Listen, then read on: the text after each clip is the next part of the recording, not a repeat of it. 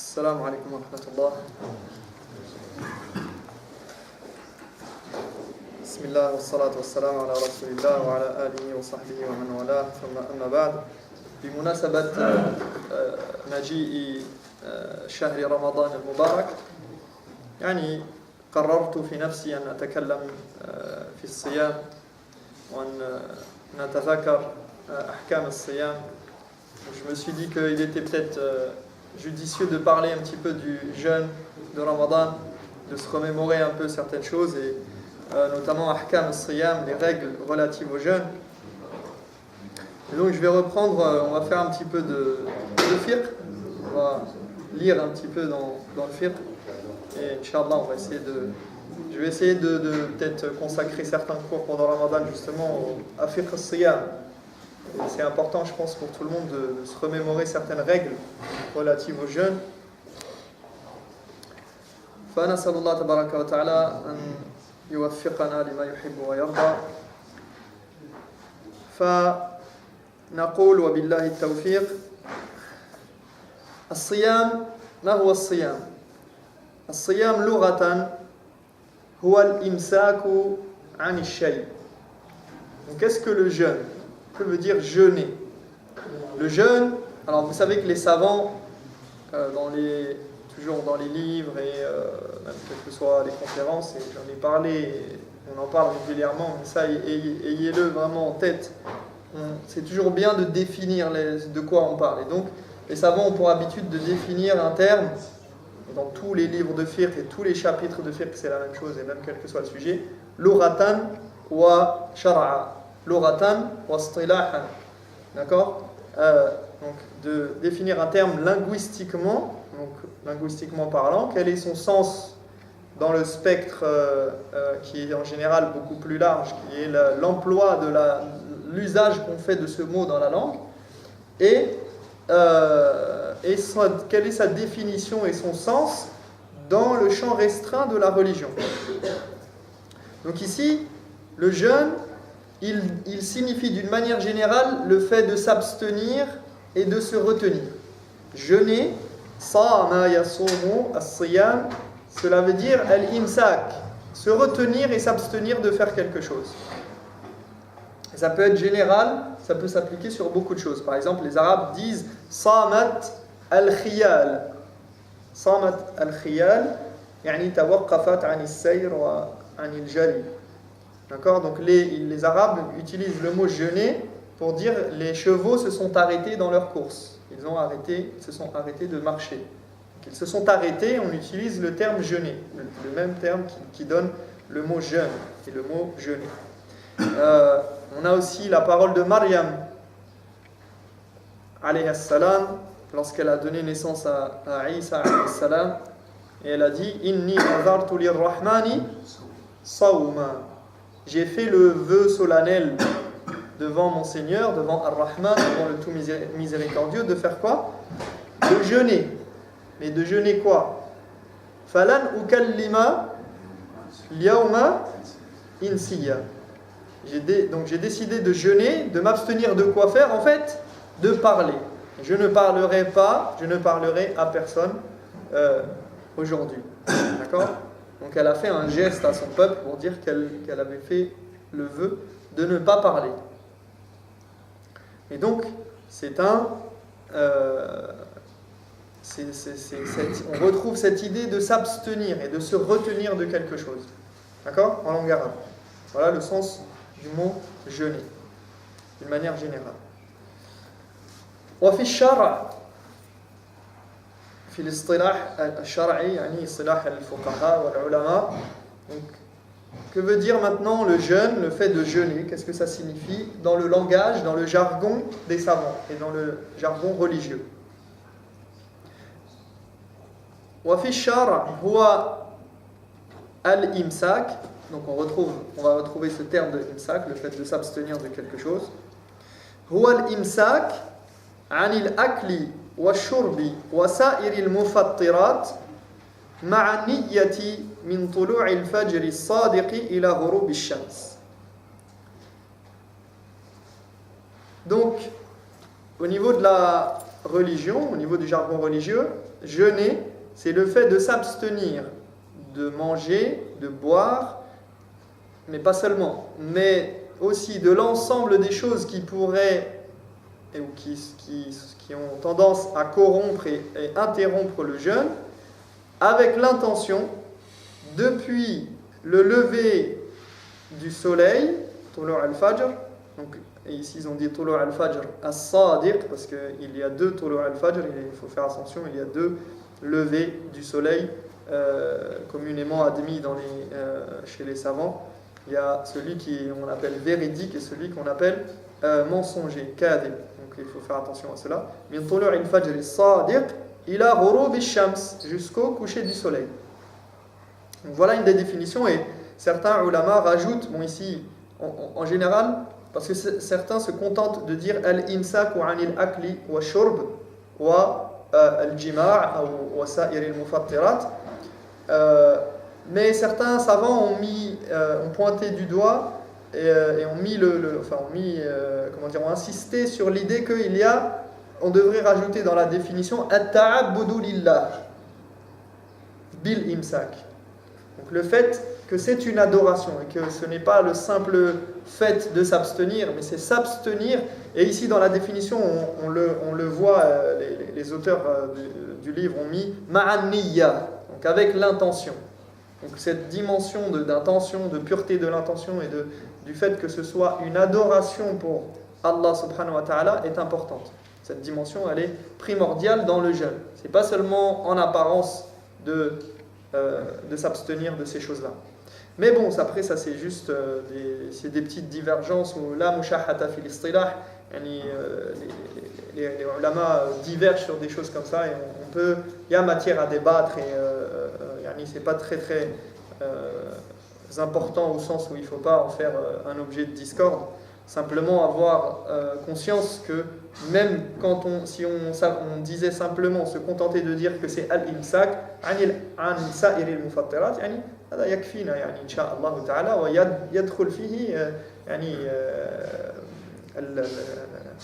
مبدأ أو هذه النية والتعبد لله تعالى. Donc même si on disait simplement que c'est s'abstenir de manger et de boire et d'avoir des rapports avec son épouse, et de s'abstenir de tout ce qui peut venir entacher le jeûne et l'annuler et l'interrompre du lever jusqu'au coucher du soleil, ça nous suffirait, simplement avec l'idée, encore une fois, qu'il faut garder en tête que c'est pour Dieu et uniquement pour Dieu.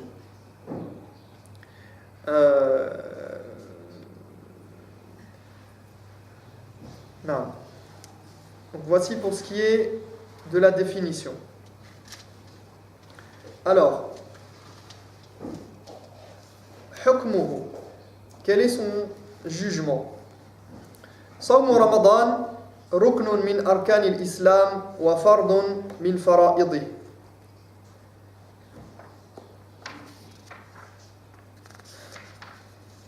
Alors,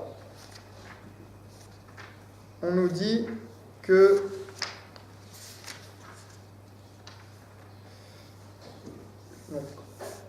c'est dans le livre du jeûne. Si vous ouvrez un livre de fiqh, n'importe quel bon livre de fiqh, vous trouverez le livre du jeûne, Kitab al-Siyam.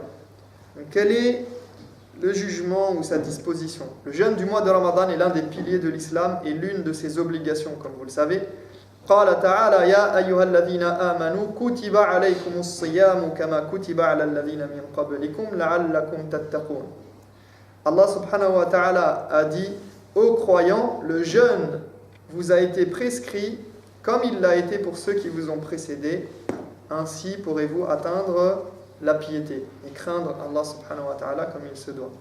Donc le jeûne, il a été prescrit à toute la communauté musulmane de la même manière qu'il avait été prescrit au préalable. Donc kutiba alaykumus siyam kama kutiba ala alladhina min qablikum.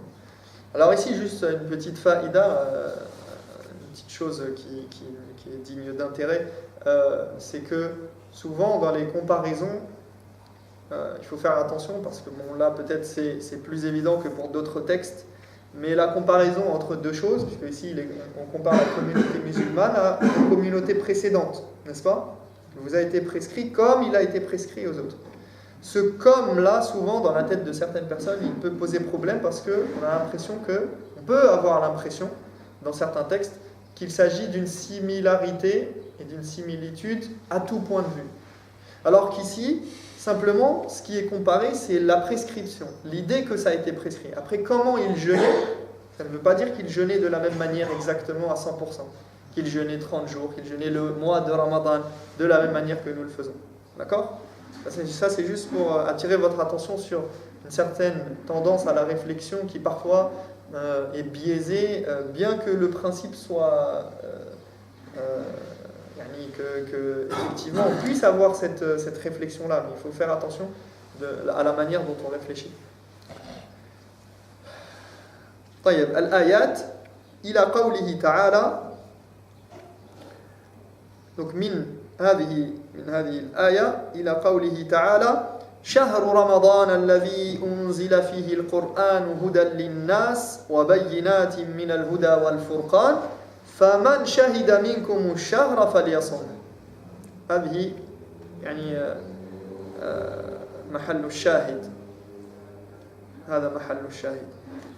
Donc Allah subhanahu wa ta'ala dit également, donc dans la suite des versets, il dit: en ce mois de Ramadan fut révélé le Coran. C'est le mois dans lequel le Coran a été révélé. Et je rappelle que ici, à toutes fins utiles, le Coran il a été révélé en 23 années, n'est-ce pas? Il a été révélé par étapes, tout au long de la prophétie, tout au long de la mission prophétique. 23 années. D'accord? Donc, Allah, quand il dit qu'il a révélé le Coran pendant le Ramadan, les savants, ils l'ont exprimé de différentes manières.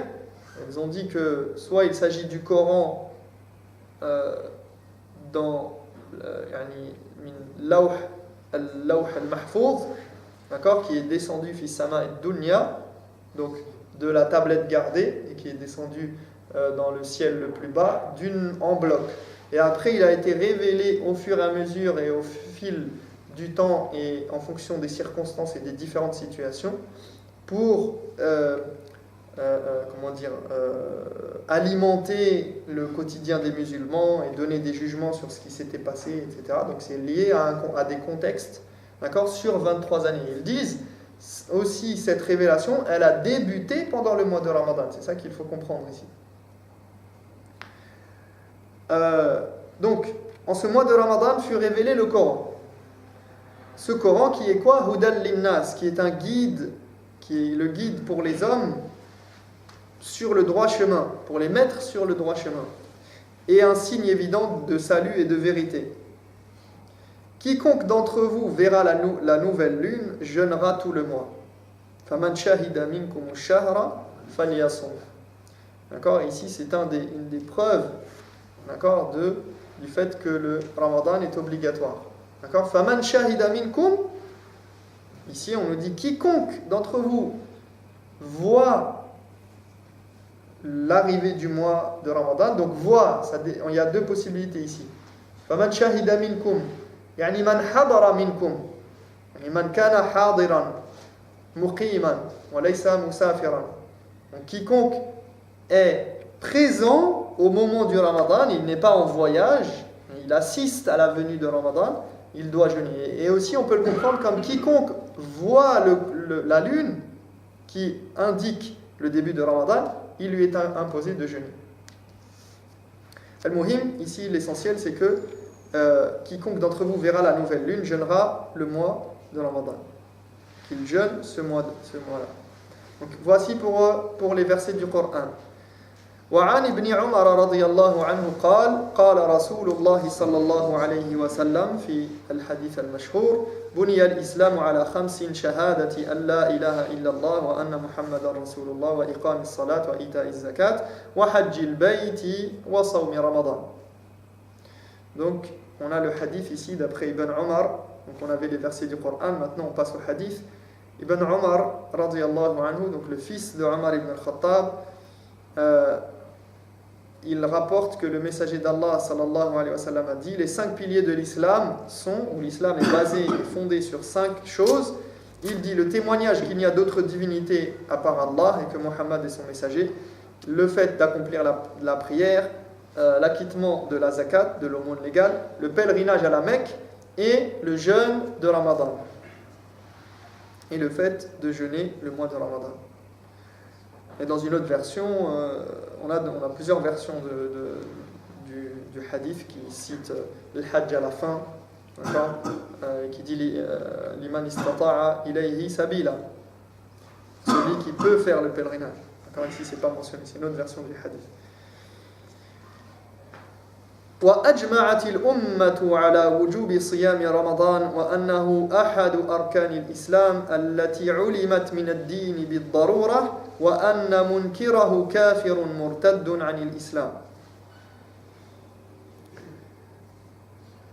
Toute la communauté a reconnu unanimement et a convenu de l'obligation du jeûne du mois de Ramadan, le considérant comme l'un des piliers de l'islam. Tout musulman doit connaître cette disposition et quiconque la renie est considéré comme un apostat, comme quelqu'un qui a renié la religion. Ici, il est dit que c'est un des piliers assurément de l'islam et que, alors on est passé à un autre degré de preuve. On avait le Coran, ensuite la Sunna et ensuite al-Ijma'. D'accord ? Vous savez que dans les ahkam, dans les fondements de la jurisprudence et dans les sources du droit de l'islam, les sources fondamentales du droit, on a tout d'abord le Coran, ensuite la Sunna, la tradition prophétique. Donc ça, ce sont les deux choses sur quoi il y a unanimité. Et ensuite, en troisième position, vient al-Ijma', le consensus. D'accord ? Consensus des savants. Et ensuite, al-Qiyas, etc., toutes les sources du droit qui ont été citées dans les fondements de la jurisprudence. Mais al-Ijma', le consensus des savants, il faut savoir qu'il n'émane pas de n'importe quoi. Il émane toujours du Coran et de la Sunna. Il se fonde sur les hadiths et sur les versets coraniques. Donc il ne vient pas, c'est pas quelque chose de...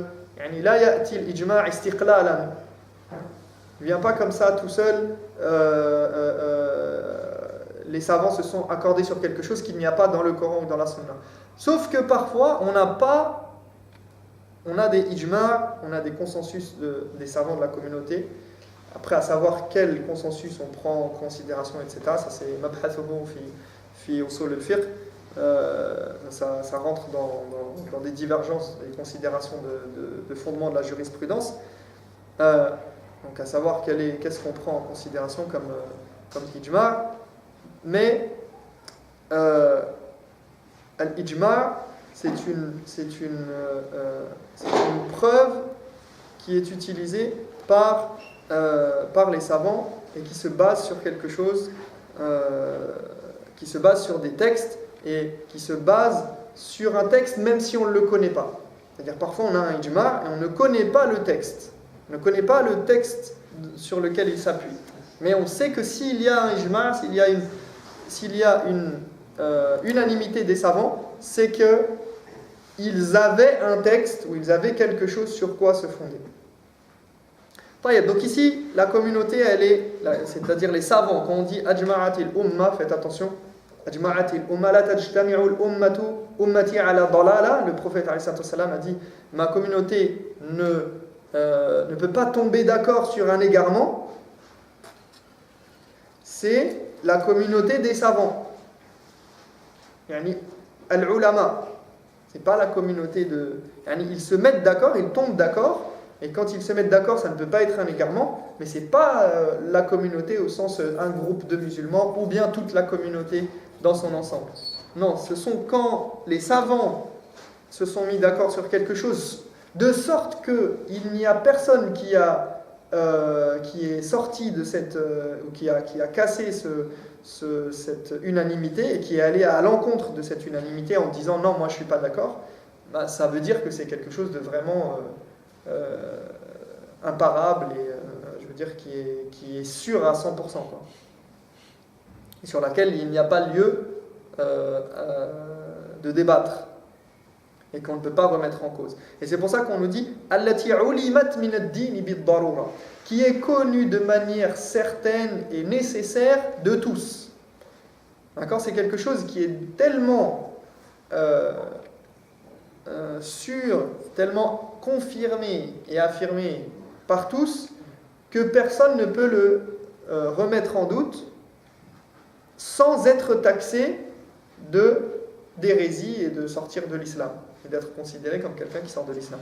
Alors al-ma'loum min ad-din bid-darura, ça c'est un concept qui est important chez les savants, c'est ce qui est reconnu et nécessairement connu de tout le monde comme faisant partie de l'islam.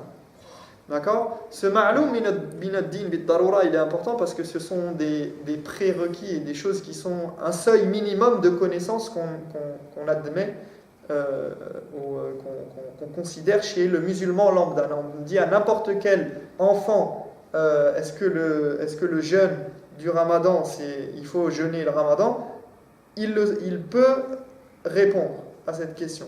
Mais attention, c'est que al-ma'loum min ad-din bid-darura, cette notion-là, elle n'est pas absolue. C'est-à-dire qu'il y a des contextes, ce ma'loum min ad-din bid-darura, il diffère en fonction des contextes.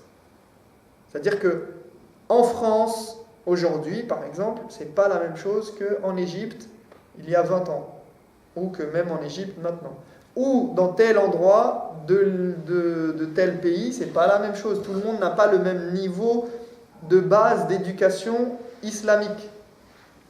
Donc faites attention à ça, parce que des fois on emploie ça d'une manière très absolue, et il peut y avoir des incompréhensions. Et ici, parce que ça fait sortir de l'islam.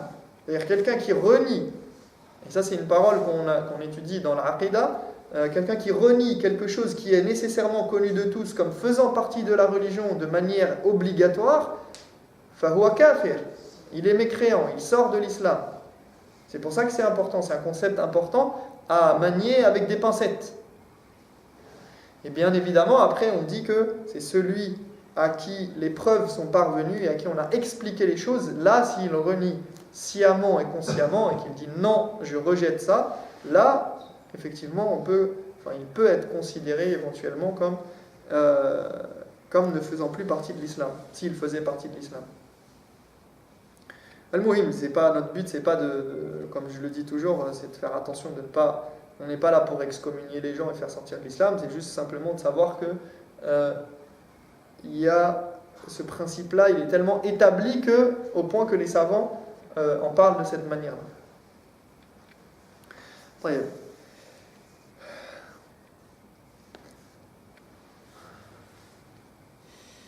Fadluhu.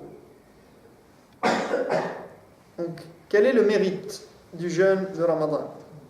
عن أبي هريرة رضي الله عنه قال قال رسول الله صلى الله عليه وسلم من صام رمضان إيمانا واحتسابا غفر له ما تقدم من ذنبه. Selon Abu Huraira radiyallahu anhu, le messager d'Allah sallallahu alayhi wa sallam a dit: celui qui jeûne le mois de Ramadan imanan, avec foi, c'est-à-dire en croyant en Allah subhanahu wa ta'ala et en croyant à l'obligation du jeûne et en croyant au mérite du jeûne, imanan wa tasdiqan mahabbatan lillah wa khawfan min Allah min iqabihi. Donc celui qui croit en Allah, qui porte foi en Allah et qui a la conviction qu'Allah le récompensera, wa ihtisaba, et qui attend et espère la récompense derrière le jeûne, ses péchés antérieurs seront pardonnés. Ghufira lahu ma taqaddama min dhanbi. Il y a une autre version, Ghufira lahu ma taqaddama min dhanbi wa ma ta'akhkhar, walakin wa ma ta'akhkhar hada al-lafz da'if. Donc il y a une autre version qui dit ses péchés passés seront pardonnés, ses péchés futurs, mais ces péchés futurs, cette version-là, elle est faible au niveau de la transmission. Donc ici, on nous dit que le prophète, alayhi salam, il a dit celui qui jeûne avec ces deux conditions-là, avec la condition qu'il jeûne pas par tradition, il jeûne pas pour plaire aux gens, il jeûne pas par peur d'être blâmé parce qu'on va lui dire comment tu jeûnes pas, etc. ou par intérêt. Non, il jeûne par foi, par la foi en Dieu. Il croit en Dieu, ou il jeûne parce que c'est la mode de jeûner, ou parce que c'est l'ère du bio et de bien manger, du bien-être. Alors, les médecins, ils ont trouvé maintenant, 1400 ans après la venue du prophète, alayhi salam, que le jeûne était bénéfique pour le corps. Eh bien, on nous conseille de jeûner. Et c'est bien, je vais être en bonne santé, donc je vais jeûner. Non, celui qui jeûne avec foi en Allah subhanahu wa ta'ala, par amour pour Dieu, par crainte de son châtiment, et wahtisaban, en espérant la récompense auprès de Dieu qu'il y a derrière le jeûne, eh bien, ses péchés seront pardonnés. Et il semblerait que cela ne concerne que les petits péchés, et non pas les grands péchés, puisqu'en général, on dit que les grands péchés nécessitent un repentir à part entière. C'est-à-dire de se repentir spécifiquement pour ce grand péché. D'accord ? Ici, c'est intéressant, parce que souvent, on a des gens, j'ai déjà rencontré des gens qui m'ont dit, vous avez toutes sortes de pensées quand vous croisez les gens dans les mosquées, ou en dehors des mosquées même, qui s'affilient à l'islam. Et je me rappelle que j'ai déjà rencontré des gens qui disaient que c'est souvent les gens qui se veulent plus royalistes que le roi et qui nous disent oui, moi je ne crois pas dans toutes ces histoires de récompense. On doit être comme si c'était un commerce avec Dieu et pour lui c'est une manière de dénigrer les textes et de dénigrer l'islam et de dénigrer cette vision qu'on a, nous, des récompenses et du rapport à Dieu avec des récompenses.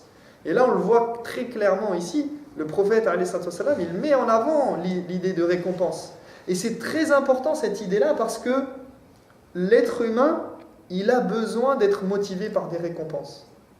Quand bien même, ça ne remet pas en cause son rapport à Dieu, la beauté de son rapport, la beauté du fait qu'il aime Dieu et qu'il le fait pour Dieu.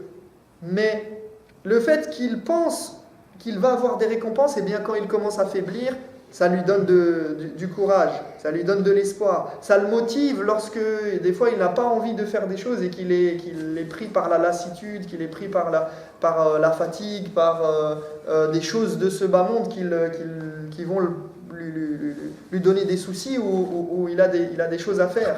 Donc lorsqu'il est pris par quelque chose et qu'il réfléchit en termes de... Parce que l'être humain, il a tendance à réfléchir en termes de commerce et de commerçant, et de peser les pour et les contre et de comparer.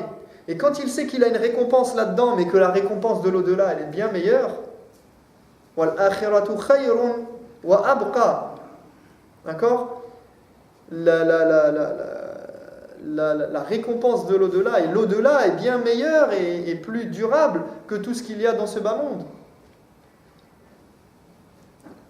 قُلْ بِفَضْلِ اللَّهِ وَبِرَحْمَتِهِ فَبِذَلِكَ فَلْيَفْرَحُوا هُوَ خَيْرٌ مِمَّا يَجْمَعُونَ. Dis, ces faveurs, les faveurs d'Allah et sa miséricorde sont bien meilleurs que tout ce qu'ils peuvent amasser et engendrer comme argent, etc. C'est de cela qu'ils devraient se réjouir. Ils devraient se réjouir du fait qu'ils vont obtenir les faveurs d'Allah, qu'ils vont obtenir la miséricorde d'Allah. Ça, c'est la vraie récompense. Ça, c'est la vraie chose pour laquelle ils devraient se réjouir, plutôt que de se réjouir, et c'est bien meilleur que tout ce qu'ils pourraient amasser ici-bas sur cette terre. Donc, l'être humain, il a cette dimension-là il cherche toujours son intérêt. Et quand on lui rappelle que son intérêt, il est auprès d'Allah, eh bien ça lui donne du courage et ça lui donne encore plus d'envie et d'entrain pour aller vers son Seigneur.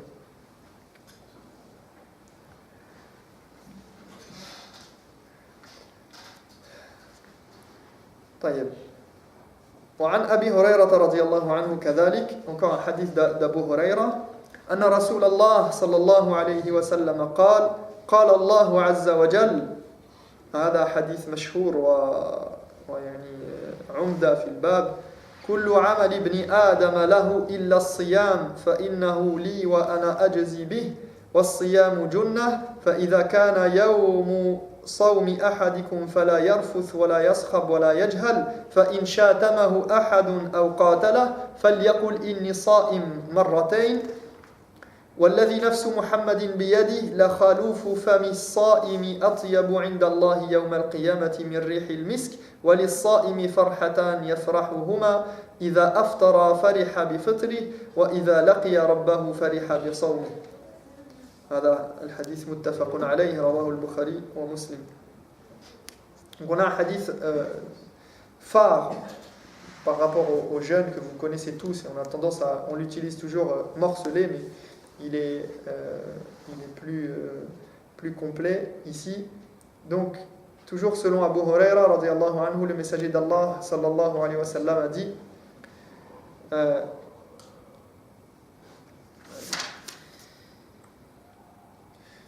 قال الله عز وجل, donc c'est un hadith qudsi, un hadith qu'on appelle saint. Vous savez que on a trois sortes de discours dans l'islam en termes de texte. On a le discours qui provient d'Allah purement et simplement, qui est le Coran. On a le discours qui vient du prophète sallallahu alayhi wa sallam et qui est transmis par les compagnons.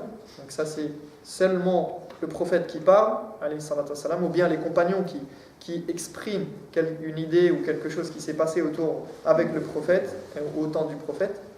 Et on a entre les deux, on a ce qu'a dit Allah, mais qui est rapporté du prophète sallallahu alayhi wa sallam. Et c'est le prophète qui l'exprime à sa manière. D'accord ? Et ça, on appelle ça hadith qudsi. Qudsi ou bien qudusi. Et donc, c'est quand on a le prophète alayhi salatu wa sallam qui nous dit Allah azza wa jal a dit. Donc ici, c'est un hadith qudsi, il nous dit que Allah a dit toute bonne action accomplie par l'homme, par l'être humain, par le fils d'Adam ici, donc par l'être humain, lui revient et lui appartient, à l'exception du jeûne qui revient à moi ou qui m'appartient et c'est moi qui en donne la récompense.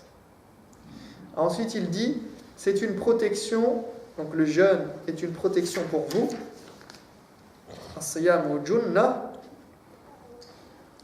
c'est une protection. Et il dit pendant le jeûne on ne doit pas tenir de propos obscènes, ni vociférer, ni agir comme un insensé. Si le jeûneur est insulté ou battu ou combattu par autrui, il n'a qu'à dire je fais le jeûne 2 fois, par celui qui détient l'âme de Muhammad sallallahu alayhi wa sallam dans sa main. La mauvaise haleine de celui qui jeûne est nettement plus agréable pour Allah le jour de la résurrection que l'odeur du musc. En plus, le jeûneur aura 2 occasions de se réjouir, la première lors de la rupture de son jeûne et la seconde quand il retrouvera son Seigneur. Donc ici, le prophète sallallahu alayhi wa sallam a dit kullu amal ibni adama lahu illa as-siyam fa innahu li wa ana ajzi bihi. Donc la première phrase dans ce hadith, elle est importante, et donc le prophète alayhi salatu wa sallam dit que Allah a dit toute bonne action, toute bonne œuvre accomplie par l'homme lui appartient, à l'exception du jeûne qui m'appartient. Donc c'est Allah qui dit que cela lui appartient, et il dit c'est moi qui en donnerai la récompense. Alors pourquoi Allah il dit que le jeûne lui appartient? Qu'est-ce que cela veut dire que le jeûne lui appartient? Pourquoi tous les actes que peut faire l'être humain, ils lui appartiennent, mais pas le jeûne? Alors les savants ont divergé là-dessus, et ils ont plusieurs explications, et l'imam Ibn Hajar ذكر 10 أوجه أو 10 أوجه في بيان معنى الحديث.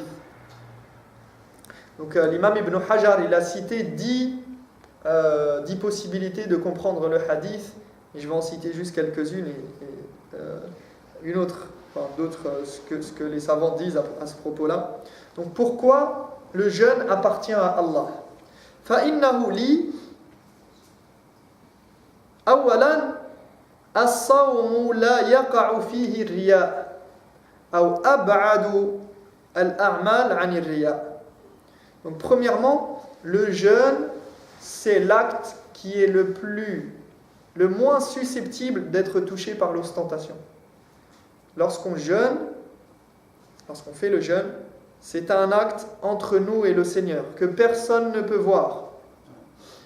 On peut en faire étalage, on peut le montrer, on peut en parler. Quelqu'un peut dire « Ah, moi je jeûne aujourd'hui. » D'accord ? Là, il fera preuve d'ostentation. On peut faire preuve d'ostentation à travers le jeûne. Mais en général, et quelqu'un qui jeûne sincèrement, eh bien personne ne peut le savoir. À l'inverse, quelqu'un qui prétend jeûner ou qu'on pense jeûner et qui a mangé, on ne peut pas le savoir non plus. N'est-ce pas ? On peut être, si on est Ramadan aujourd'hui, ou un jour de jeûne obligatoire, donc de Ramadan, eh bien, il peut y avoir dans une assemblée quelqu'un qui ne jeûne pas. Mais nous, on ne le sait pas. Soit il ne jeûne pas par une excuse valable, parce qu'il est moussafir, il est voyageur, ou bien il est malade, ou une femme qui a ses menstrues, ou qui est enceinte ou allaitante. D'accord ? Donc elle peut s'abstenir de jeûner, et c'est une raison valable. Mais il peut y avoir quelqu'un qui a mangé en secret. Il est rentré chez lui, il avait faim, il a vu un beau steak sur la table, il a mangé. D'accord ? Tant pis pour lui, il aura fait un grand péché, mais il peut avoir mangé. D'accord ? Et nous, on ne peut pas le savoir. On le voit à Tarawih, on le voit dans la mosquée, on ne sait pas s'il a jeûné ou pas. Donc, lorsqu'on jeûne, et on peut avoir quelqu'un qui jeûne parmi nous et personne n'est au courant. Donc le jeûne, contrairement à tous les autres actes, il est plus propice à ce qu'il n'y ait pas d'ostentation, à ce que la personne ne fasse pas acte d'ostentation et qu'elle le fasse vraiment, purement et sincèrement pour Allah. Au point que lorsqu'elle a envie de manger, elle peut être parmi, c'est-à-dire qu'il peut faire très très chaud, la journée elle est longue, elle est lourde, elle est difficile, il rentre chez lui, il a soif, il a un verre d'eau posé devant lui, et personne ne le regarde, mais il s'abstient de le boire. Pourquoi ? Parce qu'il sait qu'Allah subhanahu wa ta'ala le regarde et il sait que ce jeûne, il a de l'importance pour lui. Donc, ici, il fait preuve d'ikhlas. Il est dévoué à son Seigneur de manière exclusive. Donc voilà une des manières de comprendre que le jeûne revient à Allah. Une autre manière, ana ajzi bihi, c'est moi qui en donne la récompense, ay ana anfaridu bi'ilmi miqdari thawabihi wa tad'ifi hasanatihi. Deuxièmement, yani thawabu as-siyam aktharu mimma wu'ida li al-a'mal al-ukhra. Donc ici on a l'idée que dans ce hadith, une autre manière de comprendre les choses, c'est de dire que la récompense du jeûne, elle appartient et elle revient à Allah.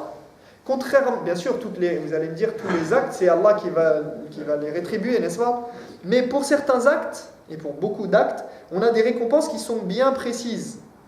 D'accord ? Pour une majorité d'actes, on a aussi des récompenses qui sont données entre 10 et 700 fois, voire plus. D'accord ? Et les savants ont interprété cette parole d'Allah par rapport au jeûne en disant que c'est lui qui récompense, mais bien au-delà des 700 fois. Donc il récompense, cette récompense-là, elle lui incombe, elle lui revient, elle lui appartient, c'est lui qui décide en fonction de la qualité du jeûne, en fonction de la qualité de l'attention, en fonction de plein de choses. Mais, ça c'est valable pour tous les actes, mais en particulier pour le jeûne, là, il y a des récompenses que nul ne peut imaginer. D'ailleurs, on connaît très bien la récompense de Laylatul Qadr. D'accord ? Khayrun min alfi shahr. Il y a rarement des actes qui sont bon, ça c'est lié à la nuit, c'est pas lié au jeûne, mais c'est pour dire que c'est pendant Ramadan, il y a des faveurs qui sont incommensurables et qu'on ne peut même pas imaginer. Donc, voilà une deuxième manière. Donc, deuxièmement, c'est au niveau de la récompense. La récompense, elle est sans commune mesure. Voilà pourquoi le jeûne, il a une particularité par rapport à tous les actes. Troisièmement, ils ont dit as-sawmu li, le jeûne m'appartient, c'est-à-dire ahabbu al-ibadat ilayya wal muqaddam indi. C'est le jeûne m'appartient, c'est-à-dire que le jeûne c'est l'acte préféré parmi toutes les adorations, c'est le jeûne. Allah, l'adoration qu'il préfère, c'est le jeûne. Ça, c'est une autre manière de. Et c'est ce à quoi il faut donner, ce à quoi il a donné lui la préséance et qu'il fait devancer par rapport à tous les autres actes.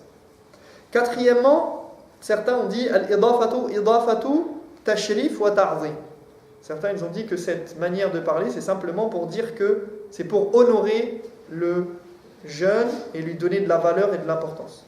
Sans rentrer dans des détails, c'est simplement pour dire qu'il a beaucoup d'importance le jeûne et pour l'honorer par rapport à d'autres actes d'adoration encore plus. Cinquièmement, ça c'est intéressant aussi, c'est kullu amal ibni adam lahu. Donc tous les actes que font les êtres humains leur appartiennent, donc ils sont en leur possession, et donc au jour du jugement, lorsqu'ils vont venir, ils auront des actes ka'amthal il-jibal, ils auront des bonnes actions qui seront matérialisées et qui leur appartiendront. Mais ça veut dire quoi? Ça veut dire que lorsqu'ils auront lésé quelqu'un, eh bien on pourra piocher. Vous connaissez le hadith al-muflis, que le prophète alayhi salam, il a dit qui a fait faillite dans ma communauté? Ils ont dit man la dirhama wala dinara lahu, ou man la dinara wala dirhama lahu. C'est celui qui a fait faillite dans la communauté, c'est celui qui n'a plus d'argent. Et le prophète alayhi salam, il a dit non, ce sont des gens de ma communauté qui viendront au jour du jugement avec des montagnes de bonnes actions, mais فقد ظلم هذا ضرب هذا وشتم هذا وسفك دم هذا. D'accord, il vient avec des bonnes actions. Il a fait des jeûnes, il a fait des prières, des hajj, des sadaqat, tout ce que vous voulez. Il a des montagnes de bonnes actions, mais il a fait plein de péchés et surtout des injustices. Eh bien, on prendra de ces bonnes actions et on les distribuera à toutes les personnes qu'il aura lésées. Vous imaginez, il a mal parlé à celui-là, il a insulté celui-là, il a frappé celui-là, il a fait du tort à celui-là, il a parlé derrière son dos, et on prendra jusqu'à ce qu'il n'y ait plus de bonnes actions. Quand il n'y a plus de bonnes actions, qu'est-ce qui se passe? On prend des mauvaises actions des autres et on lui redonne. On les met dans la balance. Eh bien, kullu amal ibni adam lahu ay amal ibn adam yuqtassu minha lil mazlum yu'khadhu min adh-dhalim lil mazlum. Donc les actes, tous les actes de l'être humain vont être considérés comme on peut les prendre puisque ça lui appartient, donc on les prend lorsqu'il a fait des injustices. Illa as-sawm, illa as-siyam, fa innahu lillahi azza wa jal, sauf le jeûne qui appartient à Allah exclusivement. Donc celui qui a jeûné, eh bien on ne peut pas lui enlever son jeûne au jour du jugement. C'est une garantie pour le jeûneur. Ça, c'est une manière de comprendre le hadith qui a été cité par les savants. Donc, vous imaginez l'importance du jeûne. Wassiyam ou junna, donc le jeûne est une protection. Donc junna, dans les textes, vous avez junna, janna et jinna. D'accord? Donc junna, c'est une protection. Janna, c'est le paradis. Et jinna, c'est le pluriel. Yani, c'est les djinns. D'accord? Les êtres créés du monde qu'on appelle les djinns. Ici on a junna, attention, as-siyam ou junna, c'est une protection. Et il nous dit ici, lorsque vous jeûnez, eh bien on ne doit pas fala yarfuth, idha kana yawmu sawmi ahadikum fala yarfuth, que la personne qui jeûne ne tienne pas des propos obscènes, ne soit pas vulgaire, n'insulte pas. Wala yaskhab, qu'elle n'élève pas la voix et qu'elle ne fasse pas des cris et qu'elle ne s'énerve pas et qu'elle n'insulte pas non plus. D'accord? La yaskhab, yani la yarfa' sawtahu bishatmi was-sabb, qu'il n'insulte pas en élevant la voix. Wala yajhal, et qu'il ne fasse pas des choses qu'on peut qualifier qu'on pourrait qualifier cette personne d'ignorante et de quelqu'un qui fait des والجهل يعني يطلق على الإثم وعلى الذنوب على الذي يعني يذنب c'est aussi les péchés, donc qu'il ne fasse pas de péché. فَإِنْ شَاتَمَهُ أَحَدٌ أَوْ قَاتَلَهُ فَلْيَقُلْ إِنِّي صَائِمٌ إِنِّي صَائِمٌ. Et le prophète alayhi salam nous dit, si cette personne qui jeûne, elle est insultée, ou bien quelqu'un l'attaque, ou la combat, ou veut la frapper, ou veut lui causer du tort, eh bien qu'il dise, dans la mesure du possible, inni sa'im, inni sa'im. Et les savants, ils ont interprété cela en disant que, pourquoi il l'a dit 2 fois? Parce qu'il a précisé marratayn. Alors, comme l'ont expliqué l'imam al-Nawawi et l'imam Ibn Hajar, c'est que inni sa'im, la première, elle le dit, fa huwa yaqulu dhalika fi nafsihi wa li nafsihi. Donc il dit inni sa'im, quelqu'un qui t'insulte et qui t'attaque ou quoi que ce soit, qui veut te faire du mal alors que tu jeûnes, eh bien tu te dis à toi-même, je suis en train de jeûner. Donc tu te dis, rappelle-toi que tu es en train de jeûner, ne réponds pas, ne fais rien. Donc tu te rappelles à toi-même. Et la deuxième, ou bien l'inverse, peu importe, la deuxième tu le dis à l'autre pour qu'il t'entende et qu'il sache que tu jeûnes et donc que ça le rappelle lui à l'ordre aussi. Donc, tu dis inni sa'im à toi-même et tu dis inni sa'im à l'autre. D'accord ? Et donc on termine le hadith, il dit donc, par celui qui tient l'âme de Mohammed dans sa main, la mauvaise haleine de celui qui jeûne, puisque celui qui jeûne parfois il a un relent, il a quelque chose qui peut venir et qui pourrait le dégoûter, et parfois les gens peuvent justement se dire ah mais quand je vais jeûner je vais avoir une mauvaise haleine et tout. Il nous dit que cette mauvaise haleine là, eh bien dites-vous bien qu'elle est plus agréable à Allah que l'odeur du meilleur musc qu'il y a sur terre. Donc al-maqayis 'inda Allah yani takhtalif. La manière d'envisager les choses chez nous et auprès d'Allah, c'est pas la même chose. Allah, il ne regarde pas bien. Pourtant, il aime les bonnes odeurs. Il aime qu'on se parfume. Il aime le prophète alayhi salam, il aimait le musc. Mais là, c'est pour dire que le jeûne, quand bien même il y aurait des désagréments derrière, il a une telle importance qu'il est aimé d'Allah subhanahu wa ta'ala. Et donc il est aimé des anges aussi, parce que vous savez que les anges, الملائكة تتأذى من يعني الرائحات المنتنة والخبيثة. Les anges, ils n'aiment pas les mauvaises odeurs.